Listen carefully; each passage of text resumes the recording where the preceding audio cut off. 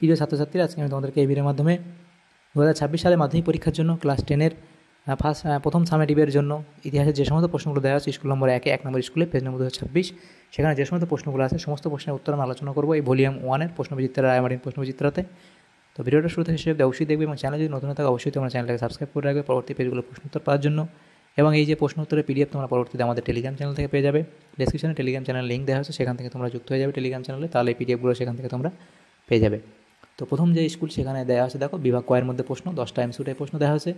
তো একের দাগে বলা সঠিক উত্তরটি বেছে নিয়ে লেখো। প্রথম প্রশ্ন, ভারতে ফুটবল খেলা প্রবর্তন করে ইংরেজরা, অপশান ক। এরপরে আছে মোহনবাগান ক্লাব আইএফএ শিল্ড জয় করেছিল 1911 খ্রিস্টাব্দে।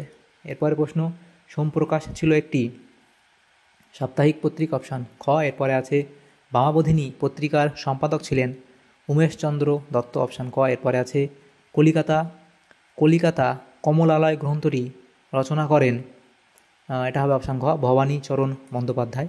এরপরের যে প্রশ্ন আছে 1.6 দাগে বলা আছে এশিয়াটিক সোসাইটি প্রতিষ্ঠা করেন স্যার উইলিয়াম জোন্স। এরপরে ভারতে প্রথম অরণ্য আইন পাশ হয় কত? 1865 খ্রিস্টাব্দে, অপশান গ। এরপরে আছে সুই মুন্ডা নেতৃত্ব দিয়েছিলেন কোল বিদ্রোহে, অপশান খ। তারপরে আছে সন্ন্যাসী ফকির বিদ্রোহের অন্যতম নেত্রী ছিলেন দেবী চৌধুরী, অপশান গ। তারপরে প্রশ্ন 1.10, তিতুমিরের প্রকৃত নাম ছিল মীর নিসার আলী, অপশান গ। তাহলে এই 10টা এমসিকিউ টাইপ ছিল, সেগুলো আমরা আলোচনা করা হলো। এরপরের প্রশ্ন দেখো বিভাগ খতে যে প্রশ্নগুলো আছে 6টা প্রশ্ন 1 নম্বর করে দেওয়া আছে। 2 দাগে বলা আছে নিচের প্রশ্নগুলি উত্তর দাও। তো প্রথম উপবিভাগ 2.1 বলা হচ্ছে যে একটি বাক্যে উত্তর দাও। প্রথম প্রশ্ন, দাদন প্রথা কি? লিখবে নীলকর সাহেবরা দরিদ্র চাষিদের নীল চাষ করার জন্য দাদন বা অগ্রিম অর্থ দিত। তারা প্রতি বিঘায় 2 টাকা অগ্রিম দিয়ে চাষিকে সবচেয়ে ভালো জমিতে নীল চাষ করতে বাধ্য করত। একবার কেউ দাদন নিলে সে আর নীল চাষ না করে বেরিয়ে আসতে পারত না। কোনো চাষি দাদন নিতে না চাইলে তার গরু বাছুর নীল কুড়িতে আটকে রেখে তাকে দাদন নিতে বাধ্য করা হতো। তো এটাই লিখবে দাদন প্রথা সম্পর্কে। এরপরে ফরাজি আন্দোলনের প্রবর্তককে? লিখবে হাজি শরিয়ত উল্লাহ। তা কি লিখবে? হাজি শরিয়ত উল্লাহ।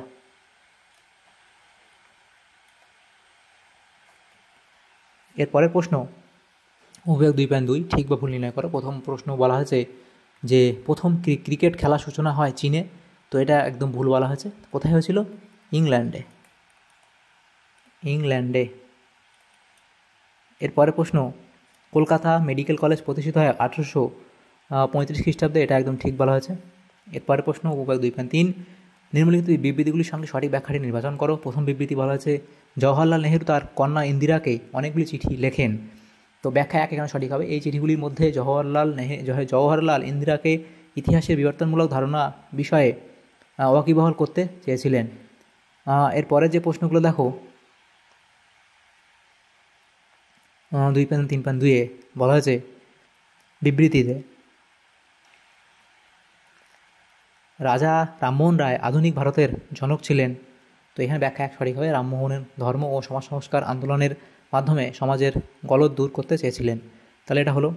এরপরে যে প্রশ্নগুলো আছে দেখো বিভাগ গ, সেখানে বলা হয়েছে 4টে প্রশ্ন আছে, 2 নম্বর করে 8 নম্বর দেওয়া হয়েছে। এগুলো নেক্সট পেজে আমরা আলোচনা করবো, এর পিডিএফ তোমরা পরবর্তীতে পেয়ে যাবে।